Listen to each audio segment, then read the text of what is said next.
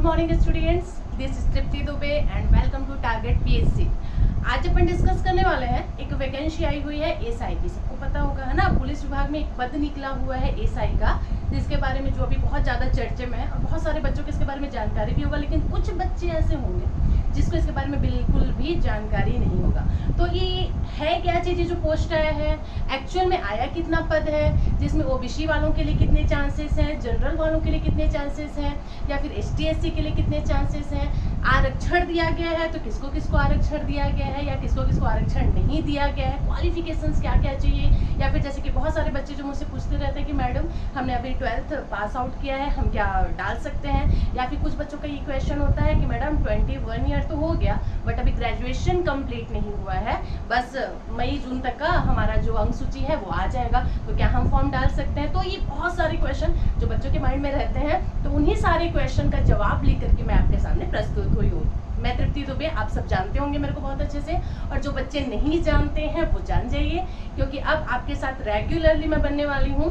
SI की तैयारी आई हुई है, एसआई का तैयारी कैसे करना है, किस टाइप से करना है, हर एक चीज़ मैं स्वयं आपको बताऊंगी, क्योंकि बहुत समय के बाद ये वैकेंसी आया है, बहुत सारे बच्चे इसका इंतजार कर रहे थे। तो आपको रिटर्न वर्क कैसे करना है, फिजिकल कैसे निकालना है, ये सारा कुछ A to Z मैं आपका क्लियर करवाने वाली हूँ, ठीक है। तो जो बच्चे पहली बार मेरी वीडियो विजिट कर रहे हैं, तो सबसे पहले तो आप लाइक कर देंगे, सब्सक्राइब कर देंगे और ज़्यादा से ज़्यादा बच्चों तक शेयर करेंगे, क्योंकि बहुत ही ईजी वे में अपन सारे कुछ डिस्कस करने वाले हैं। आज के वीडियो में तो मैं आपको ये बताऊंगी तो ये जो वैकेंसी आई हुई है वो है क्या चीज एक्चुअल में, है ना, ये किस चीज की वैकेंसी है, या इससे रिलेटेड जितने भी आपके मन में डाउट्स हैं, जितने भी क्वेश्चन है वो मैं क्लियर करने वाली हूँ। कल का जो वीडियो होगा या इसके बाद वाला जो वीडियो होगा उसमें मैं आपको बताऊंगी कि एसआई का सिलेबस एक्चुअल में क्या होता है। अभी तक तो सिलेबस जारी नहीं हुआ है, लेकिन लास्ट जो एसआई के जितने भी एग्जाम्स हुए थे उसमें इनका जो सिलेबस है वो किस टाइप का था, ये सारा कुछ भी अपन आज क्लियर करने वाले हैं। तो बिना टाइम वेस्ट किए हमारा क्लास आज का स्टार्ट करते हैं। समझेंगे जैसा कि अगर आपको बोर्ड सही से नहीं दिख रहा होगा, थोड़ा सा एडजस्ट करना पड़ेगा बच्चे, क्योंकि नया वीडियो है इस चैनल पर, इस कारण से मेरे दूसरे चैनल पर आपको तो बहुत ज़्यादा प्यार मिला। मैं चाहूँगी कि मेरे इस चैनल को भी आपका सपोर्ट मिले, क्योंकि बिना आपके सपोर्ट के तो मैं कुछ भी नहीं हूँ। हेल्प करना चाहती हूँ, लेकिन बदले में आपको भी तो मेरा हेल्प करना पड़ेगा। जब तक आप सपोर्ट नहीं करेंगे मैं कैसे आप लोग का हेल्प कर पाऊंगी। क्लियर है? तो चलिए देखते हैं आज बताया क्या जा रहा है। सबसे पहला चीज जो कि सब जानते हैं कि पुलिस विभाग में एक वैकेंसी आई हुई है, जिसमें कितने पद, 975 पद इस बार आया है। 2018 में भी ये जो सेम वैकेंसी आया हुआ था, लेकिन जो इसका पद है वो अराउंड 650 के आसपास था, राइट। तो इस बार क्या किया गया है, इसका जो पद है ना, उसको बढ़ा दिया गया है, जो पोस्ट है उसको बढ़ा दिया गया। तो ये आपके लिए एक गोल्डन चांस होने वाला है बच्चे। जो बच्चे को लगता था कि हम कैसे कर पाएंगे, हमसे तो बिल्कुल हो ही नहीं पाएगा, उनके लिए देखो अब चांस बढ़ गया है। तो अब तो बहाना करने की जरूरत नहीं है, आपको बस करना है तो प्रिपेयर। क्लियर है? समझते हैं। 13/9/21 को जो पत्र जारी हुआ है ना, उसके विभाग से, उसके माध्यम से हमको ये पता चला कि जो पुलिस विभाग है उसमें क्या हुआ है, 975 पद इस बार दिए जा रहे हैं। 975 पद की वैकेंसी आई हुई है। अब देखो इसमें आप फॉर्म कब डाल सकते हैं। बहुत सारे बच्चों को ये पता नहीं होता है ना कि वैकेंसी आई है, वैकेंसी हवा में उड़ते रहता है, लेकिन उनको पता नहीं होता कि एक्चुअल में फॉर्म भराना कब से स्टार्ट हो रहा है और लास्ट डेट कब है। लास्ट डेट का तो खैर आपको इंतजार करना ही नहीं है, क्योंकि प्रारंभिक डेट जो है वो है आपका 1/10/2021। इस दिन आप फॉर्म डालना चालू करेंगे और अंतिम तिथि है इसका 31/10/2021 तक। तो 31 तक तो किसी को इंतजार नहीं करना, क्योंकि लास्ट में भी होता क्या है बच्चे, सर्वर डाउन हो जाता है, और उस चक्कर में आप आज डालेंगे, कल डालेंगे, परसों डालेंगे, बस ये करते रह जाओगे और टाइम भी आपका निकल जाएगा। लास्ट डेट तक तो रुकना ही नहीं है किसी ने।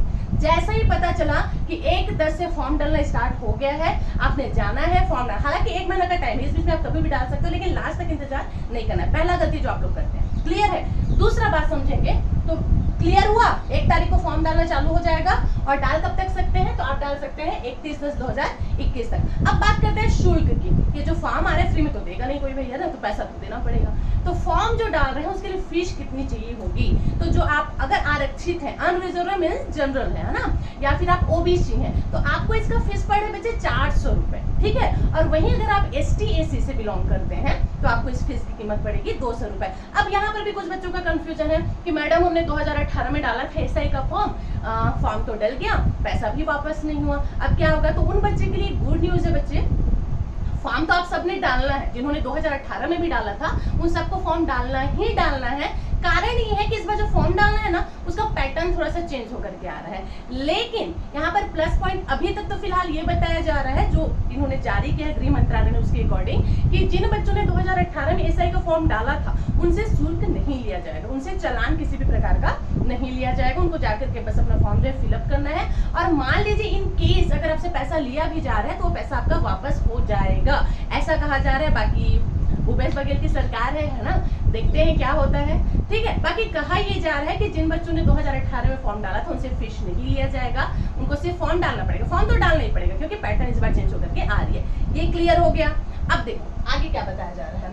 अब बता रही हूँ मैं आपको कि जो पद है वो कितनी पद आई हुई है, जैसे कि मैंने बताया 975 पद जो है आपका आया हुआ है।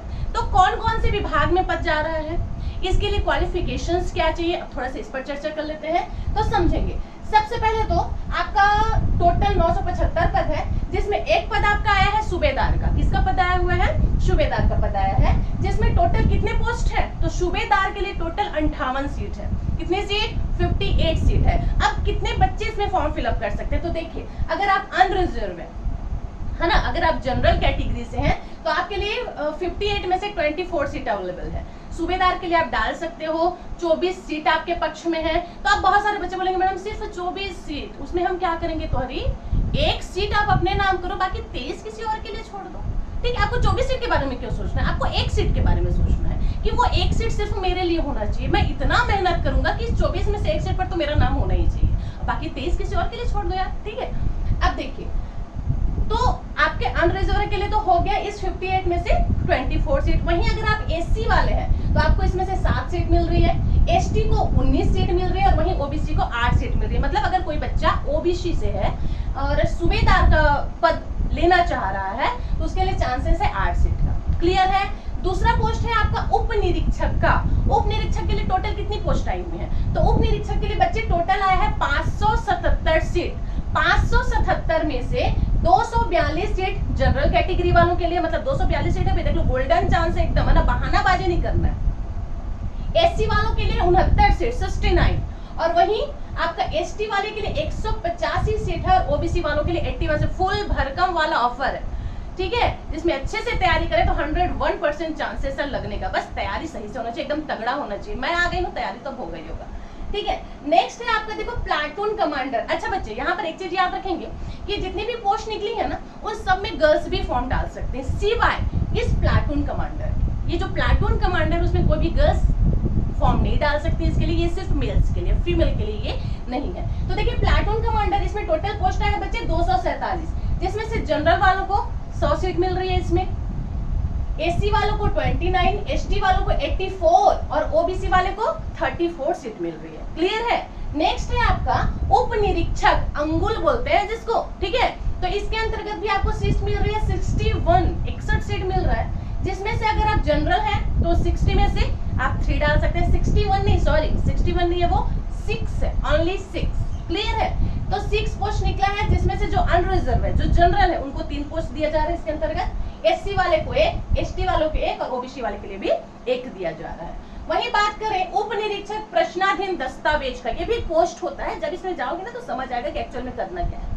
ठीक है, तो इसके अंतर्गत फिलहाल जान लो कि पुलिस विभाग का ये पद होता है। ठीक है, तो अब इसके लिए 3 पोस्ट निकला है सिर्फ, जिसमें से जनरल वालों को 1 दिया गया है, एससी वाले को दिया ही नहीं गया है, और एसटी वालों के लिए 1 सीट है, ओबीसी के लिए भी 1 सीट है। वहीं बात करें हम कंप्यूटर का, उप निरीक्षक कंप्यूटर के अंतर्गत अगर आप जाना चाहते हैं, मान लीजिए आपके पास कंप्यूटर की डिग्री है ना, कंप्यूटर के अच्छे जानकार हैं और आप चाहते हैं कि कंप्यूटर के क्षेत्र में अगर कोई वर्क मिल जाए तो आप कर लें, तो उसके लिए भी आपके पास इस बार 6 सीट का चांस है, जिसमें से अगर आप जनरल हैं आपको 2 सीट मिल रही है।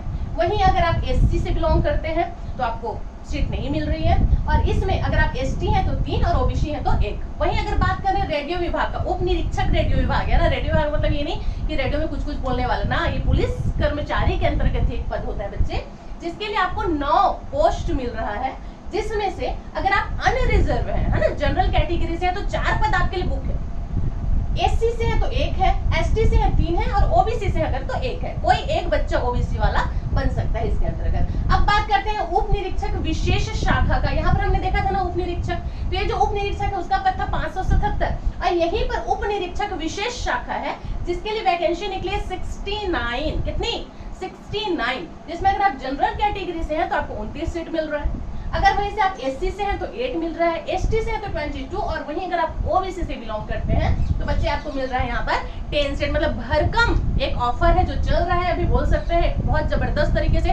पद भी पहले सीमित था जो कि अब बढ़ा दिया गया, अब तो चांसेस ज्यादा हो गई हैं आपकी, तो आप आराम से फॉर्म डाल सकते हैं। क्लियर है? जरूरत होता है बच्चे बस तो हार्ड वर्क की, हार्ड वर्क के साथ साथ स्मार्ट वर्क की, तो वो करवाने के लिए मैं आ गई। मैंने बताया इस वीडियो के बाद जस्ट आपके लिए कंटिन्यू वीडियो आने वाले हैं जिसमें बकायदा आपका एसआई का प्रिपेयर करवाया जाएगा। इसके सिलेबस क्या है वो मैं नेक्स्ट वीडियो में आपसे डिस्कस करने वाली हूँ कि कौन कौन से सब्जेक्ट की आपको तैयारी करनी है, कैसे करनी है, कौन से सब्जेक्ट से ज्यादा नंबर के क्वेश्चन आ रहे हैं, कौन से सब्जेक्ट से कम नंबर के क्वेश्चन आ रहे हैं। अगर इतिहास आप पढ़ रहे हैं तो इतिहास में प्राचीन, मध्यकालीन, आधुनिक इतिहास आपको पढ़ना है, तो इन तीनों में से आप कौन सा वाला काल छोड़ दें और कौन सा वाला पढ़ लें तो आपका हो जाएगा। तो ये सारा कुछ एक परफेक्ट रणनीति मैं आपके साथ डिस्कस करूंगी नेक्स्ट वीडियो में। क्लियर है? फिलहाल अभी के लिए इसी की चर्चा कर लें। देखिए नेक्स्ट है आपका आयु सीमा की बात करें, है ना, कि बहुत सारे बच्चों के मन में ये भी डाउट होता है कि हम डाल सकते हैं कि नहीं डाल सकते हैं, तो समझेंगे। इसके लिए कम से कम आपकी एज जो है 21 वर्ष हो जानी चाहिए। अगर आप 21 वर्ष का प्लस ग्रेजुएशन, हाँ ये नहीं कि 21 वर्ष हो गए आपने अभी तक ग्रेजुएशन नहीं किया है लेकिन बोले कि मैडम ने तो बोला था भाई कि 21 वर्ष के हो गए तो फॉर्म डाल सकते हो, ऐसा नहीं है, है ना। जो आपका फॉर्म डालने का डेट है, अगर आपने मान लीजिए 31/10/2021 तक आप 21 साल के भी हो गए हैं और आपने ग्रेजुएशन भी कर लिया है, मतलब अंक सूची आपके पास है ग्रेजुएशन का, तब आप बिल्कुल फॉर्म डाल सकते हैं। आगे समझ में? चलिए तो देखते हैं, कम से कम आपका 21 वर्ष होना चाहिए बच्चे, और ज्यादा से ज्यादा कितना उम्र होना चाहिए आपका? 34 वर्ष होना चाहिए। ये स्पेशली जनरल वालों के लिए है। जो एसटी एससी वाले हैं उनके लिए कुछ विशेष छूट का भी प्रावधान आयु में किया गया है। मतलब जैसे जनरल वाले ज्यादा से ज्यादा अगर 34 वर्ष आपको चढ़े तो आप फॉर्म डाल सकते हैं, वहीं 5 साल का जो छूट है वो एसटी एससी अदर कास्ट को दिया गया है। मतलब आप 39 ईयर तक भी इस पोस्ट के लिए अवेलेबल है, मतलब आप डाल सकते हैं एसआई के लिए, ठीक है। लेकिन जनरल वालों के लिए सिर्फ 34। क्लियर? नेक्स्ट है बच्चे शैक्षणिक अर्हता। अब जिसके बारे में अभी बात कर रही थी, तो उसके लिए आपको चाहिए हर एक पोस्ट के लिए, जितने यहाँ पे पोस्ट देखा ना हमने, हर एक पोस्ट के लिए सबसे पहले तो आपको ग्रेजुएशन चाहिए। अब देखना ये है कि किस किस सब्जेक्ट से ग्रेजुएशन चाहिए। तो सबसे पहले बात करते हैं सूबेदार। सूबेदार हो गया आपका, उप निरीक्षक हो गया, उप निरीक्षक विशेष शाखा हो गया, प्लस आपका प्लाटून कमांडर हो गया। इसके लिए किसी भी मान्यता प्राप्त विश्वविद्यालय से किसी भी सब्जेक्ट में आपने ग्रेजुएशन कर रखा है, आप फॉर्म डाल सकते हैं, कोई दिक्कत नहीं है। क्लियर है?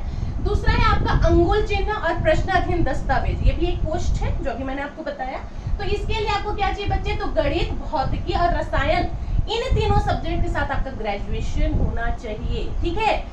ऊपर वाला जो है इसके लिए किसी भी सब्जेक्ट में आपने ग्रेजुएशन किया है तो आप डाल सकते हैं। लेकिन अगर आप इच्छुक हैं अंगुल चिन्ह और प्रश्नाधीन दस्तावेज पर पद प्राप्त करने का, तो इसके लिए आपका क्वालिफिकेशन चाहिए कि आपने गणित, भौतिकी और रसायन, मैथ्स, फिजिक्स और केमिस्ट्री के साथ आपने ग्रेजुएशन किया हो। क्लियर है? वही बात करें कंप्यूटर, कंप्यूटर का भी जो है इसके अंतर्गत, तो अगर आप कंप्यूटर के क्षेत्र में जाना चाहते हैं तो इसके लिए जरूरी है कि आपने बीसीए या बीएससी कोई भी ग्रेजुएशन आपने किया हो। कंपलसरी है, या तो बीसीए होना चाहिए आपका या फिर बीएससी होना चाहिए। क्लियर है? अब नेक्स्ट है आपका रेडियो। रेडियो विभाग में अगर आप जाना चाहते हैं तो इलेक्ट्रॉनिक, इलेक्ट्रिकल्स, टेलीकम्युनिकेशन, इंजीनियरिंग, मतलब इसमें आपका 3 वर्ष का डिप्लोमा होना चाहिए। क्लियर है? अब बात करें शारीरिक अर्हता की, तो ये तो हो गया आपका क्वालिफिकेशन कि कौन कौन से पोस्ट के लिए आपको क्या क्या चाहिए।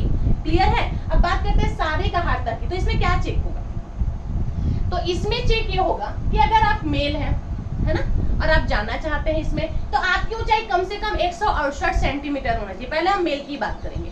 अगर आप पुरुष हैं, इस पद में जाना चाहते हैं, इस पोस्ट में जाना चाहते हैं, तो आपकी जो ऊंचाई है वो कम से कम 168 सेंटीमीटर होना चाहिए। प्लस आपका जो सीना है वो बिना फुलाए 81 सेंटीमीटर तक होना चाहिए, और फुलाने के बाद 86 सेंटीमीटर होना चाहिए। मतलब सीना फुलाना कितना है? 5 सेंटीमीटर फुलाना है। सोच लो। महिला की बात करें तो महिलाओं की जो ऊंचाई है वो 153 सेंटीमीटर होना चाहिए। मैं आ जाऊंगी क्या? आ सकती हूँ, ठीक है। तो 153 सेंटीमीटर महिलाओं की जो ऊंचाई है वो होनी चाहिए। अब बात करते हैं चयन की प्रक्रिया। बहुत सारे बच्चों के माइंड में आता है ना कि कैसा होगा एग्जाम, फिजिकल पहले होगा या रिटर्न वर्क पहले होगा। फिजिकल होगा भी तो उसमें सिर्फ दौड़ होगा या खुद भी होगा। बहुत सारा कंफ्यूजन जो आपके माइंड में रहता है, तो सारा आज क्लियर हो जाने वाला है। ठीक है। तो देखिए चयन प्रक्रिया कैसी होगी, तो 5 टाइप से बच्चे चयन प्रक्रिया होने वाली है इसकी। जो चयन होगा, जो पूरा प्रोसेस है वो 5 टाइप से होगा। सबसे पहले क्या होगा, सबसे पहले तो आपका शारीरिक नापतोल होगा कि एक्चुअल में आपकी ऊंचाई इतनी है कि नहीं, ठीक है। दूसरे नंबर पर होगा आपका प्रारंभिक लिखित परीक्षा, जिसको आप प्री भी बोल सकते हैं, प्रारंभिक लिखित परीक्षा होगा। उसके बाद फिर आपका मुख्य लिखित परीक्षा होगा। उसके बाद आपकी शारीरिक दक्षता देखी जाएगी। उसके बाद फिर आपका साक्षात्कार होगा। ये 5 स्टेप है, जिसके बाद फिर आपका सिलेक्शन हो जाएगा। अगर मान लीजिए आपके पास राष्ट्रीय खेलकूद का सर्टिफिकेट हो, कुछ बच्चे होते हैं जो स्पोर्ट्स में इंटरेस्टेड होते हैं स्कूल टाइम पर, कॉलेज टाइम पर, तो मान लीजिए राष्ट्रीय नेशनल लेवल का आपके पास कोई सर्टिफिकेट है खेलकूद का, तो आपको 10 अंक उसमें एक्स्ट्रा मिलने वाले हैं। क्लियर है? तो इस प्रकार से आज का जो वीडियो था स्पेशली आपको ये बताने के लिए था कि जो वैकेंसी आई हुई है उसमें आप डाल सकते हैं फॉर्म या नहीं डाल सकते। जो भी कंफ्यूजन था मेरे ख्याल से सबका क्लियर हो गया होगा। जहां मैंने अभी आपको ये बताया कि इसका जो पद है वो इस बार लास्ट ईयर की अपेक्षा बढ़ा दिया गया है, वहीं थोड़ी सी टेंशन भी बढ़ गई है। कारण ये है कि लास्ट ईयर जो वैकेंसी आई थी बच्चे, उसमें सिर्फ दौड़ रखा गया था, ठीक है। लेकिन इस बार जो एसआई आया है इसमें आपको दौड़ना भी है, कूदना भी है, ठीक है, और मे भी फेक भी हो सकता है।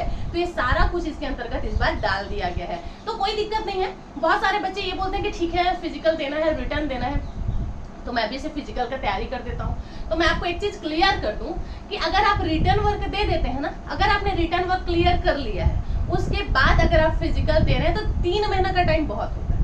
आगे समझ में, रिटर्न अगर आपने निकाल लिया है उसके बाद फिर आपको टाइम दिया जाएगा 3 महीना का, उसके बाद फिर आपका फिजिकल होगा। तो मेरे ख्याल से जिस बच्चे ने रिटर्न निकाले उसके अंदर जुनून ही इतना ज्यादा होता है कि 3 महीने का टाइम ही बहुत होता है, ठीक है। आप अपनी तैयारी एकदम मैक्सिमम 3 महीने में कर सकते हैं, क्योंकि बच्चे आपके अंदर एक जुनून होगा कि मैंने रिटर्न वर्क निकाल लिया है, अब सिर्फ मुझे फिजिकल देना है, और ये फिजिकल दे करके मैं क्या बन जाऊंगी, एसआई बन जाऊंगी या मैं एसआई बन जाऊंगा।